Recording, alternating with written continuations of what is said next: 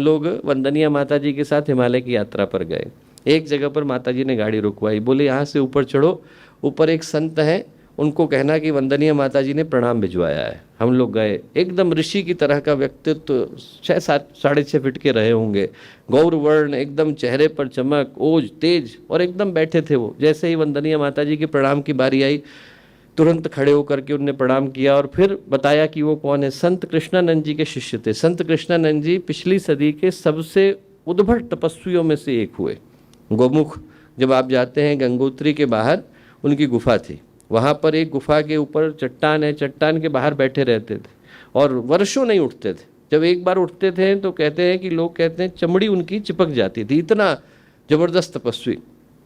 बनारस हिंदू विश्वविद्यालय की स्थापना हुई तो मदन मोहन मालवीय जी के आमंत्रण पर, बल्कि आग्रह पर, दुराग्रह पर वायु मार्ग से गए थे और पहली बार जाकर के बनारस हिंदू विश्वविद्यालय का जो गर्भगृह का सिक्का है उन्हीं ने रखा था। तो बहुत जबरदस्त तपस्वी।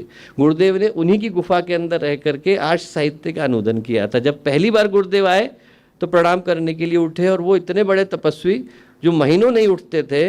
लोग कहते हैं कि जब गुरुदेव आकर के उनकी गुफा के अंदर रहे तो उनको सुबह उठ करके प्रणाम करते थे, शाम को उठ करके प्रणाम करते थे। और जब उनके शिष्य से बातचीत चल रही थी, 126 वर्ष कहते हैं उनकी स्वयं की आयु थी, गुरुदेव का नाम एक लाइन में 4 बार आता था तो 4 बार अपनी जगह पर खड़े होकर हिमालय को प्रणाम करते थे। और क्या कहते थे वो, हमसे बोले कि बेटा एक समय था जब गुरुदेव ने गायत्री की उपासना करी, आज गायत्री गुरुदेव की उपासना करती है। आप सोच करके देखिए, उपासना करने वाले गुरुदेव स्वयं उपास्य हो गए, साधक नहीं रहे साध्य हो गए, आराधक नहीं रहे आराध्य हो गए, उपासक नहीं रहे उपास्य हो गए। और दोस्तों वो सौभाग्य हम लोगों को इसलिए मिला क्योंकि वो सौभाग्य डबल होकर के मिला।